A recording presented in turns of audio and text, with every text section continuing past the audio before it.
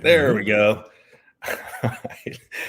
Welcome back, everybody, to Aces53. Ed, thank you for being here today. For everyone who doesn't know what Aces53 is, Ed and I do this on Tuesdays and Thursdays. Aces stands for attitude, commitment, enthusiasm, and smile, which Ed and I don't do nearly enough of. And as you know, on Thursdays, we like to bring in what we call the Joker. And it's not to make fun of somebody, but it's who is that special guest that has a unique skill. So think of it in terms of cards. A Joker is the wild card that can help enhance the hand that you already have. And so this week, what we're bringing in is... Hold on. It's also the 53rd card in the deck. That's why it's Aces 53. That's right. That's why the 53 is there. And so rather than always just listen to Ed and I talk, we try to bring in someone else with a unique point of view. And I'm really excited to bring in this guy this week. I mean, I'm excited every week, but this guy had a really unique experience in that. Well, I'll let him kind of tell his story. So let's bring in Jim. You don't want to take his thunder? Nah, not yet. I usually do that, and I don't want to do it this time. There we go. Hey, Jim, how you doing today? Are you there, Jim? Hey. Thanks for having me. I'm excited. A little delay there. Slightly. So, and so he's not. So who's the fake Jim Morris? That's a good question. I've got a whole story around that, but we'll save that for a different day. Yeah.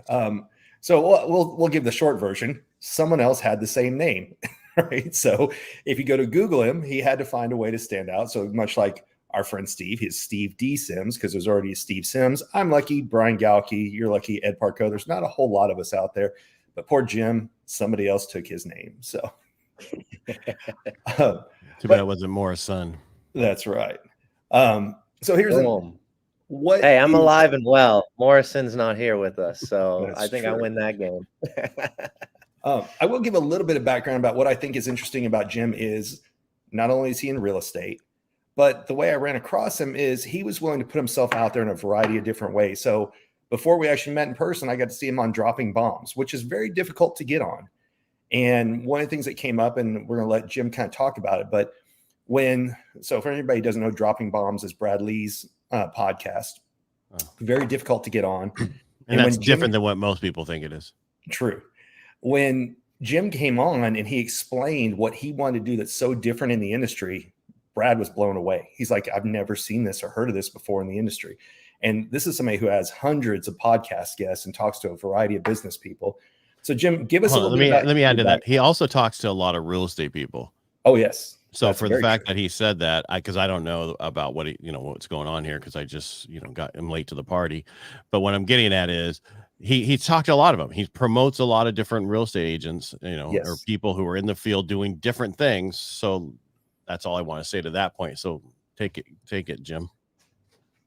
Yeah. Well, I think for me, I went through a process of, am I making enough impact in the world? And that was really the question that I had to ask myself. And being in the real estate world and having a successful career is amazing. And I service X amount of clients a year, but something was pulling me forward. Something was pushing me to affect and influence and impact more people than I could service through the real estate industry. So I decided to take a leap of faith and put on an event that was unique and really move into the field of consulting, which I had owned a company in 2020 and did that for several months and ended up closing it. And partner kind of went left, I went right. But for me, I'm sorry, you had what kind of company?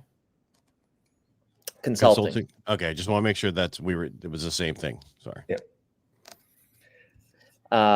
So, as I moved into 2023, I realized, hey, how can I impact others? How can I, take an industry of events and professional development and really go all in and be unique and look for the gaps within that market? And that's when I came up with Impact Effect 23. And in order for me to do that, I really had to take a lot of risk and burn the boats and dive into it because it was new, it was unique. And one of the things that I came up with through that process was, how can I curate a room and how can that room be of stature, of people focused on the same things and a shared vision and alignment? And how can I also keep the impact going after that one-day seminar? So what I devised and what I did was I contacted and spoke to every single person who bought a ticket. And I asked them a series of questions through that process to really ensure that they were the right person to be in the room. And they shared an aligned vision on what we were trying to do and how we were trying to grow. Because I do believe that life is about relationships. And I can't bring in a cancer to an event that will hurt several relationships, because most people do talk. They talk during the breaks to get coffee, in and out of the restrooms. You know, we had certain, I called it a relationship rally, where we specifically allowed 30 minutes for people to connect and develop relationships. So I took a risk on creating a expectation and ensuring that people would live up to that through a process, which I personally reached out to every single ticket holder. Now, a lot of people said, like Brad on the podcast, well, Jim, what are you going to do when you're going to give back people's money? Like, what if they don't fit the questions or answer the questions correctly? And that's exactly what I did. You know, there were several people during those conversations that it started off rough, and I gave grace and I talked through some things, and it turned into, you know, in some cases, some coaching and some consulting, but more so really just trying to understand people. And I look at that from a leadership perspective, because that's what I think true leadership is. Really understanding people and how you can help them, and giving them the opportunity to discuss some issues or concerns or things they've been going through. Through that process, I only refunded 3 tickets. So it wasn't something where I created this to put up a guard or to push people out. What it really was how can I grow? How can I help? How can I really use this as an opportunity to work with others? So you gave him the whole stage at the last minute? I did. So nice I was trying to get the banner up there earlier, but I didn't want to interrupt him while he was talking.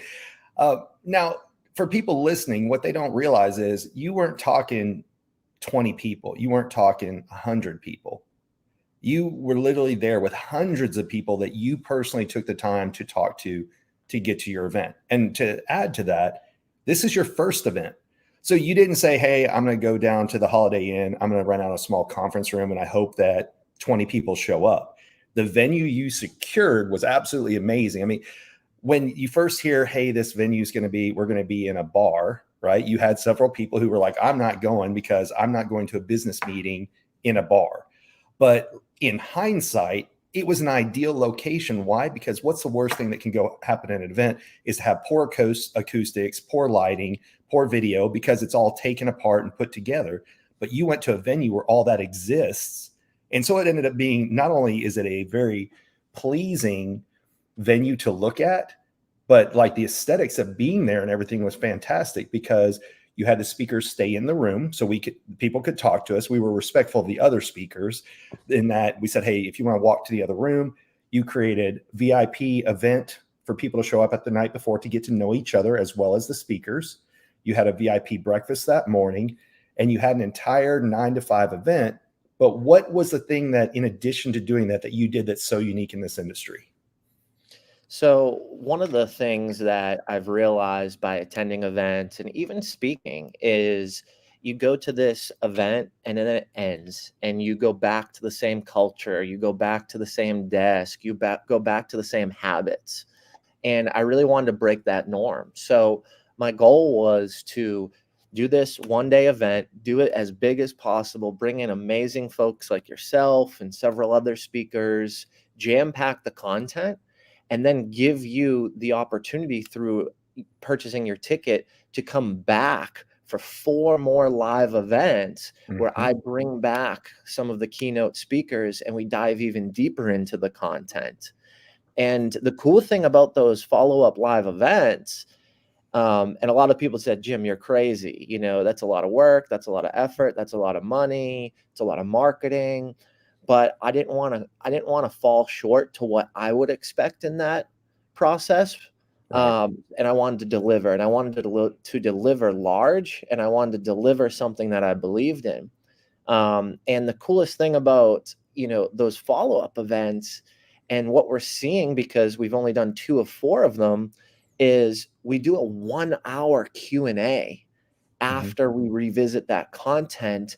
And it's a back and forth. It's not just put you up on stage and chat, but it's let's have a deep dialogue. Let's look at it like a mastermind where different opinions, different people in different stages, different industries, businesses, levels of leadership can interact and advise. And it's a group conversation done in a Q&A setting.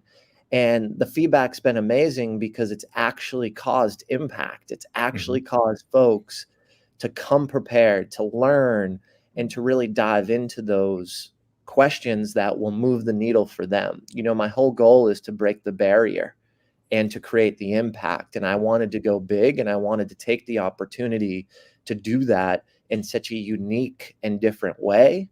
And I wanted to give value, and I wanted to give a ton of value. And how do you do that? In my personal opinion, I think the best way to do that is through excitement, inspiration, but most importantly, to do that through repetition and to bring people together. So there's a community of folks that are coming back to the events, that are seeing each other, that are establishing and building those relationships because there is that alignment, because there is that shared vision, and ultimately that shared belonging to be part of the impact effect community. I don't know what happened there. It's okay. Ed's new to podcasting and radio. Shut up. No, it's I don't know if you know this, but AT&T's had an outage all across the nation. Yeah, we're down in Dallas, so I don't know if we're only having an issue with the I got, because I have 1 gigabyte AT&T fiber at my or in the studio, and it says I have 437 by 580 in this room. So I have no idea. Well, so right now in Dallas, like I have no signal. All of my texts are coming in because of Wi-Fi, and I have Spectrum for Wi-Fi, but AT&T is still down here, at least last time I checked. The real question is, do I still look as good as always with my scally cap on? That's the real question. Okay. That's exactly. Then we're good. We're good.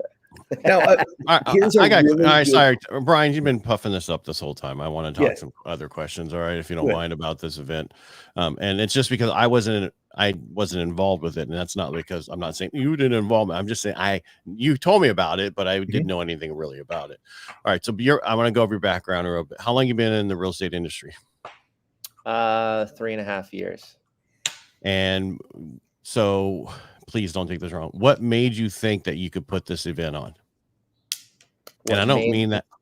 What I mean is put this event on.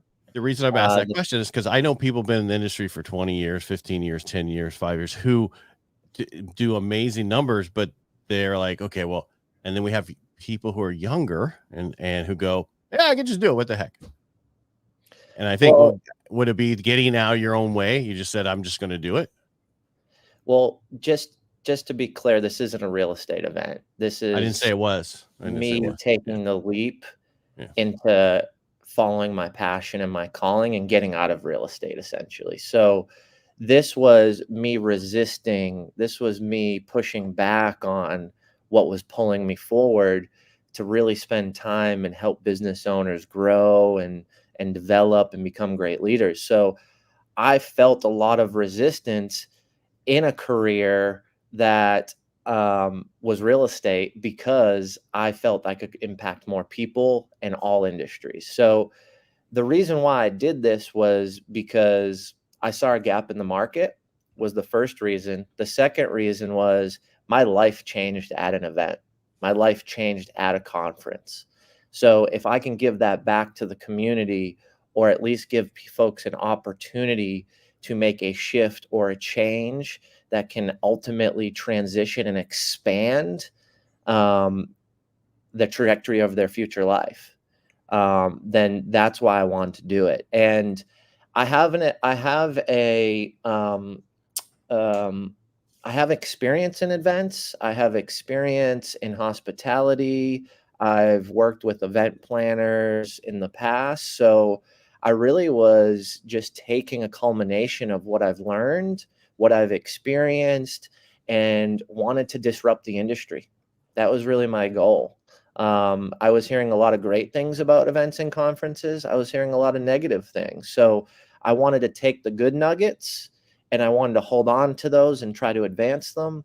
And I wanted to take the responses or the feedback around the poor things at conferences and really make sure I dove into that to enhance the experience and the opportunity for growth. All I was doing is being it those was haters. a risk. It was scary. I was just going to say, all I was doing is being those haters that you have online so we could address it up front and so people won't ask this question. That's why I was doing it. I apologize for interrupting you. No, you're good. You're good. But I think for me, it was really a leap into understanding myself. And that conference that I went to, and I heard Brad, actually, it's funny that, you'd mentioned the podcast, but Brad was the one that said, hey, you really need to develop a relationship with yourself.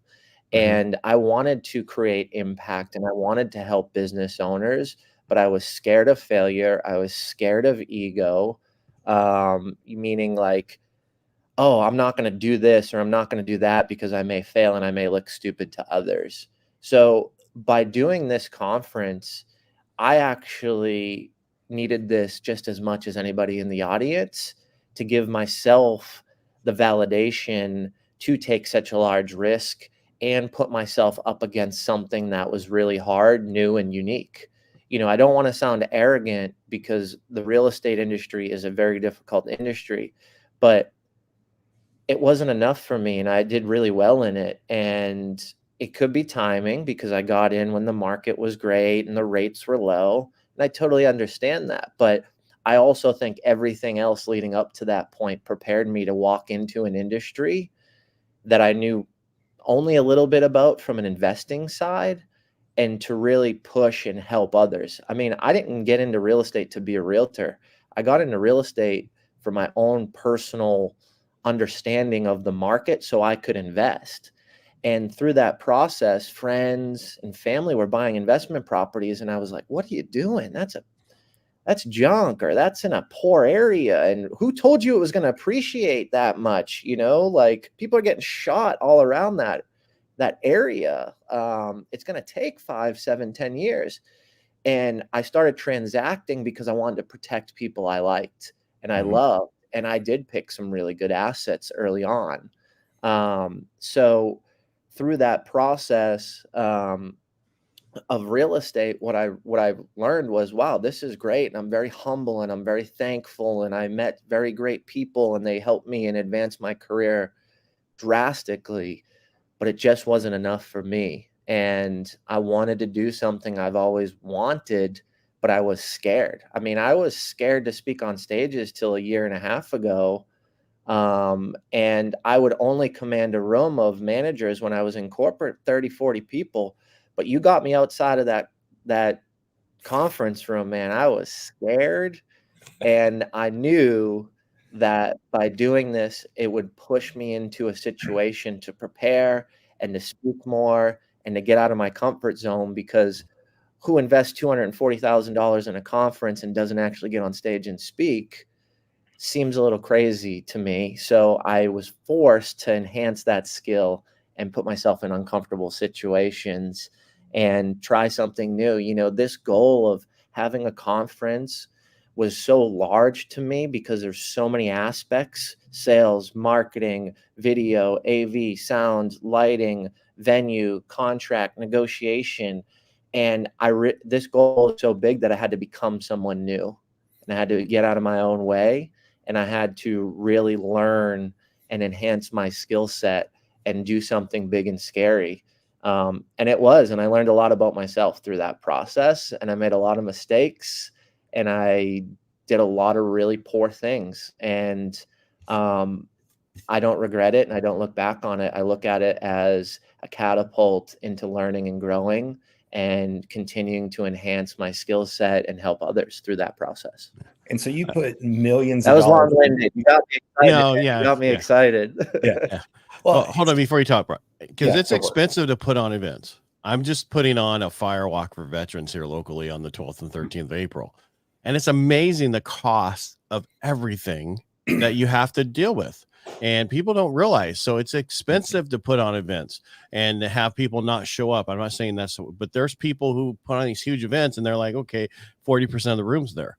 It's not a lot of people. So what do you recommend going forward? I'm sorry, Brian, if I cut you off, but for events, do you think they're going to pick up more? They're going to go down a little bit, or it's going to be very unique in locations of where they're at? I think that, so my theory on events is in 2020, COVID happened. We came out of COVID, and the last couple of years were explosive because people wanted to be around others. They wanted to be in person. They wanted to feel the energy. And now there's an event every day in every city around similar concepts.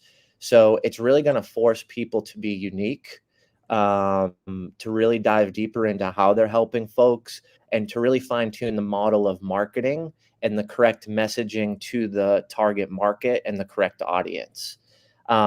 You can't just throw something up on Facebook anymore and fill a room.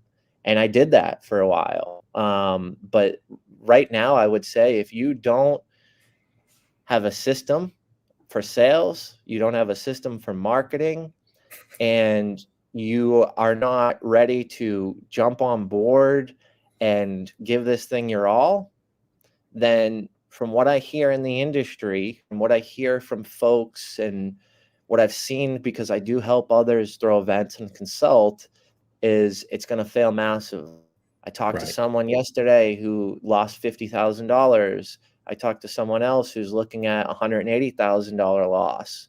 And it's because they just thought that people magically would come and magically fill the seats. And if your messaging isn't right to the correct audience, and you're not disrupting and doing something unique and attracting those folks, then you're going to have a room that's half full, and you're going to lose your ass on this type of product. Here's what I want to add in, and I tried to kick Ed out, but he found his way back. The worst part, it's just dropping StreamYard. I know. So here's what I think is the most important thing that you haven't shared yet. It's not like you had $100 million sitting in the bank and you just said, oh, I'm going to just throw a little bit about this. This was you have a young kid, you have a family, you have all the reasons in the world that everybody tells themselves that they can't do something. And you said, fuck it, I'm going all in.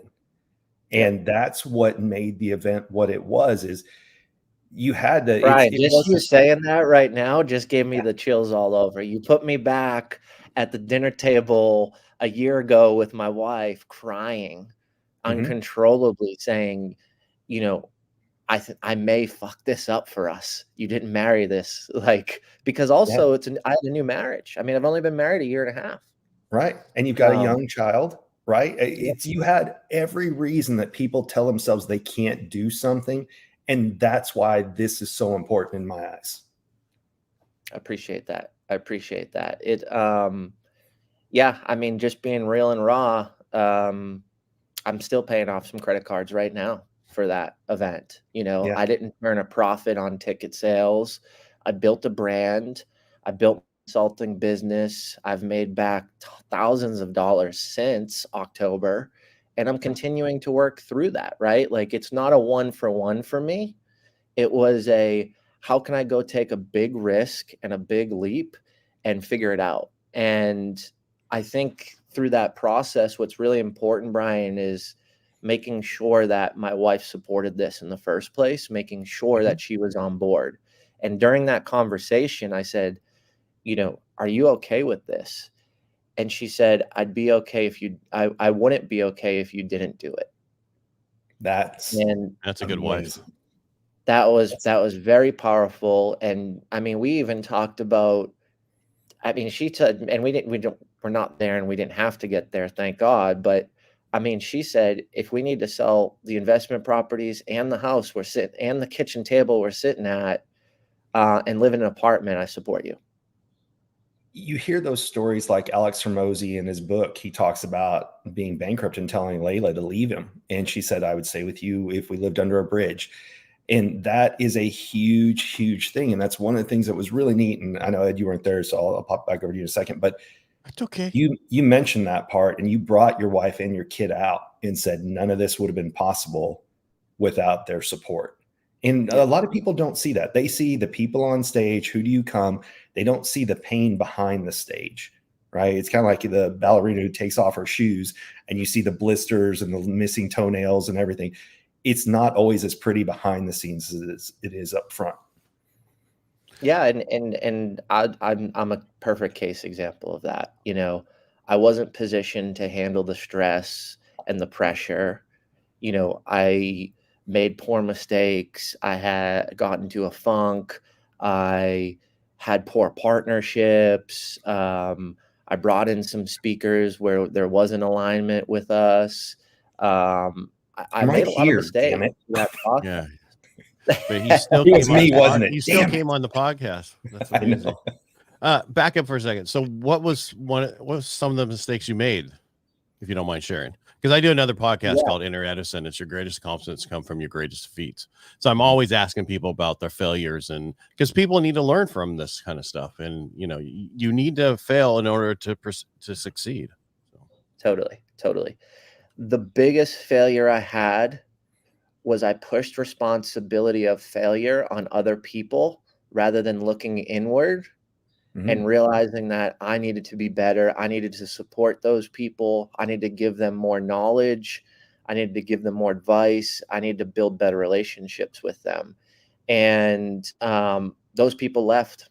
Those people left me, and they rightfully deserved to leave. At first, I was angry, but I realized and look back was I just didn't lead them in the way I should.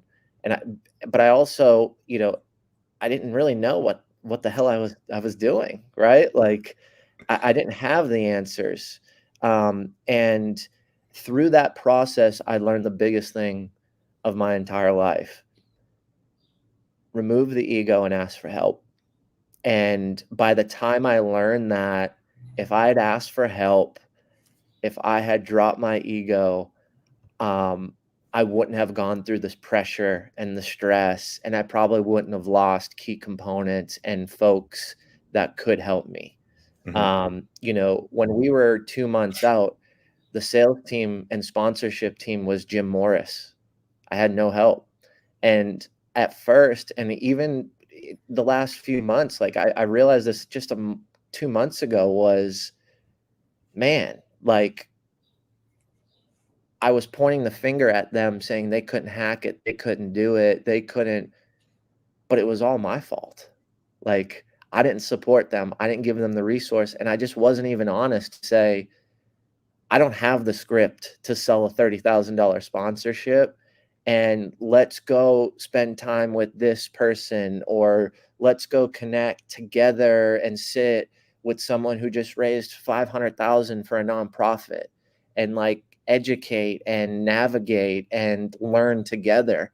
Because I was the leader, I let the role and the title cause me to be a terrible leader. And which equated to my ego. And it was a really big learning process. And I can't pull it off the way that I want to, and I can't help and impact as many people by doing it alone. And instead of looking inward, I looked outward, and I pointed fingers, and I talked shit, and I made all the mistakes of, you know, not building the relationships the way I wanted and not being the leader I wished and inspired to be because of the stress. And I should have enterprised. I should have asked for help. I should have leveraged resources. Well, So that would be the biggest mistake. You got to get going to get good. So, okay, different question. So you talked about mistakes made in Impact Effect 2023. What are the next steps? Yeah, great question. Well, for me, I really wanted to build a team for this next year's conference. And through that process, what I've done is I've created the content to train, and I'm continuously enhancing and having people look at it. So that way, when I bring on the right person, I have a strategy, I have an implementation plan, I have the resources. And knowing that I can't create the most impact I want by myself, So I need to have these systems and processes streamlined, created, and vetted and looked at by outside counsel. So that's what I'm working on now. I'm going to pause you for a second because this is something Ed and I talk about all the time. We get hate on this for talking about having scripts, right? To be able to teach the next person that comes in. And people, oh, I don't need scripts. I'm a perfect salesperson. But you need to know the general idea of the message. Then you can freelance a little bit, and talk on your own. But you have to create those things. So standard operating procedures, sales scripts, you name it. Those need to be developed so that you can grow to do things without them. You can't scale without it. You can't scale at all. When Ed and I started this a year ago, Ed really started and dragged me along, to be truthful. But we talked about that scripts, and you should have seen the hate come out. I don't need it. That's for amateurs. And they even named me in that stuff. Yeah. The guy that we know through our thing, he's like, I disagree. Ed's created a whole, huge in the mortgage industry, but I disagree with him about that one thing. And it's like, okay, you can disagree with me. You already created the script years ago. You just don't realize it, and you keep saying the same thing over and over again as you're talking to people with the same thing. That's a script. It just you. Oh, there goes that again. It's just better with the two of us. No, I'm messing around. I like to give Ed a hard time. I was gonna say, have I fallen off Wi-Fi? Because it's froze a ton of times, and I got AT&T right now that I'm on. You've stayed a majority of the time. Ed keeps getting bounced out, so he may come back, he may not. Oh, he's back. It's it's StreamYard on my side. I don't know what the heck. It just you're just trying to create B-roll, create some action. Anyway, I forget what I was on when I was talking about. We were talking about scripts because Jim was talking about he's putting processes and procedures in place. You have to have SOPs, standard operating procedures, period. Right. Because and attention to detail. The SOP just says, okay, if that person doesn't show up, you can set somebody else in that position. Here's the job. Read the stuff and go. Yeah. So to kind of recap a lot of what you covered is first major event. You had to burn the boats. It was all in, but you say a large part of that was your support structure. If you didn't have a supportive spouse, there would have been no way this would even exist. Then you've talked about you went in for, speakers, and you've learned things. So like one of the things you learned is when you're vetting a speaker, is it somebody that aligns with your values of the event? So a lot of times people will chase a name, and sometimes people will chase, does that person fit my group versus is it a headline or is it a part of the unit? Is that a fair way to say it? 100% is what is that speaker actually going to influence, and what is that outcome, and does that align with my core values? Does that align with the outcome I'm seeking? Does that align with our messaging of the event? Yep. And you went in with a very reasonable ticket to come in, especially for getting to come back multiple times. And that was one of the things that Brad called you nuts for on the podcast. And so it was learning all those things. And when a lot of times when people come in with a reasonable price ticket, they expect, oh, there's going to be a major pitch, and they're all kind of sitting there going, oh, wait. And you didn't do that. Your event was about the event and where it goes from here. And I'll tell you, in my own business, I've started kind of copying you in that if I'm doing a Zoom training with somebody with a company, I say, okay, let's do the Zoom training and let's do a follow-up a month later, because I want people to go out and try it and then come back and ask questions. So I borrowed that from your event, I'll tell you, because that's the whole thing. If you show up, that's just introducing somebody to something. But when they know there's going to be a chance to have those follow-up and questions, then they'll put it to practice. Because I did that on my radio show for the past 4 years. I'd have somebody come in and we'd interview them, and then the following week on Tuesday we'd have an hour show with them to talk about, because you just can't get all the questions answered. And right. So I've been doing that for a while. And now it's not me. He just got done saying he's on AT&T, and he's like, I'm starting to freeze a little. So, he'll be back with him for today. Yeah, it's amazing, dude. I can't believe I've not had this issues before. Yeah. And it's just like, and it's not my computer dropping. It's not everything else. It's just StreamYard. And that's the one thing about StreamYard. If that thing drops a little bit, just enough, it's going to drop you. So. Right. Oh, he's coming back. Oh man. We thought we got rid of him. Yeah. At least it's not just me today. I know. I was going to say, It was starting to get AT&T, self-conscious. He thought we were kicking him out on purpose. I'm glad you covered for us, Jim. Okay. Yeah, so, he just did that on purpose. I'm going to go when he comes back in, so we don't just think it's him getting kicked out all the time. All right, so when's your next event? You can tell not here. Oh, is there a lag? I think so. Jim, when's your next event?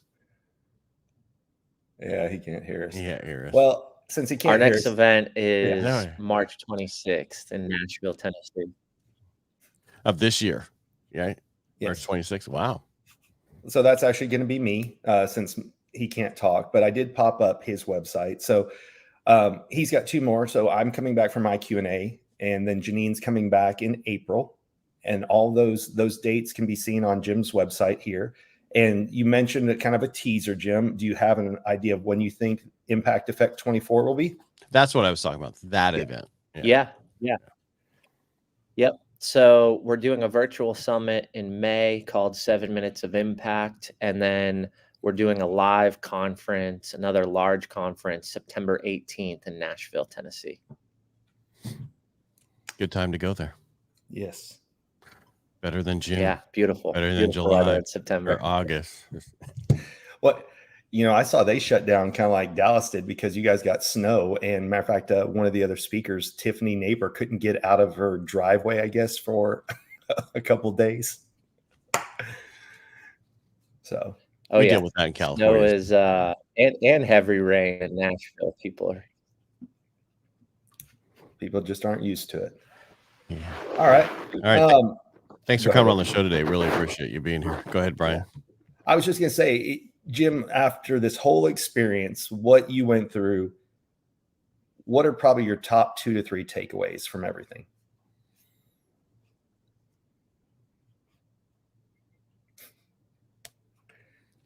My 2 biggest takeaways from the conference, from a logistics or operational standpoint, is to give people more time to soak in the content, to reflect on it, and to figure out how they're going to apply it in real time while they're inspired and while they're motivated. So we're building in some reflection time.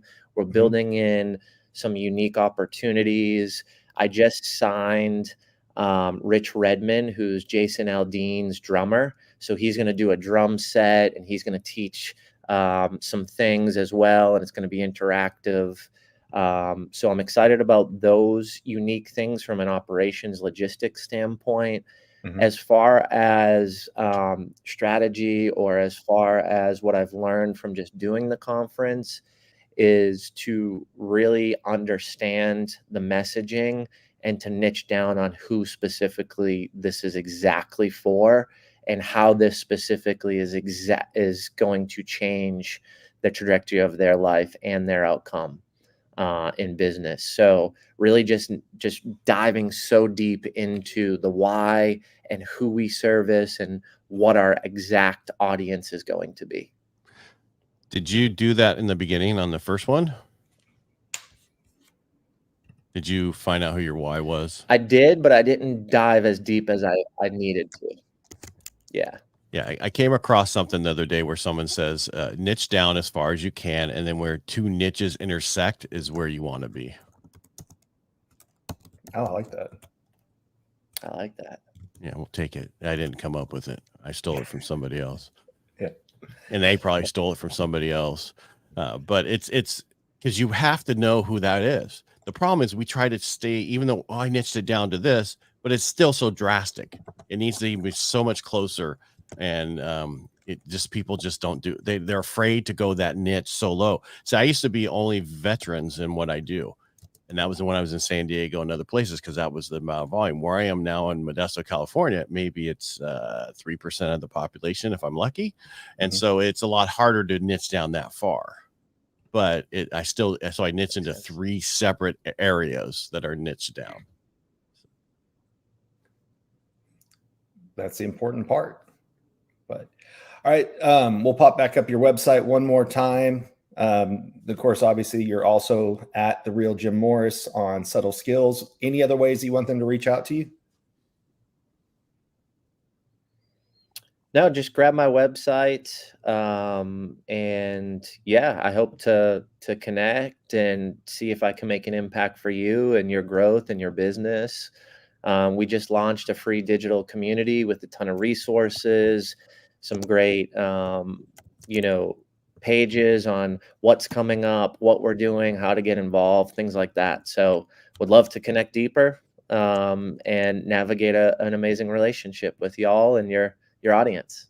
Thanks for having me. I appreciate it. A shameless plug in right there. So you did mention before the next one, March 26th, is going to be you and I's Q&A. Can you share the venue, or do you want to keep it a secret? We're working on it right now. Do you actually do this live and at a venue when you come back for the question and answers for the hour? Okay. Yeah. All right. Well, it'll be on the website. Downtown Nashville in a high rise on the 28th floor. Awesome. But just working through the final details before I give the name of where it's at.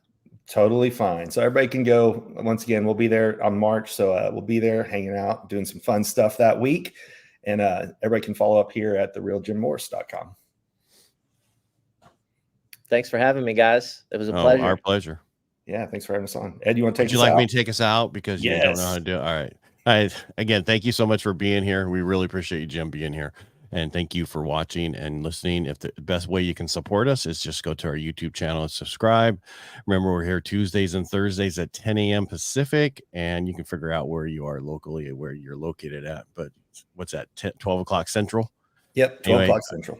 And again, thank you so much for being here, and we will talk to you next week. Bye, everybody. Make it a great day.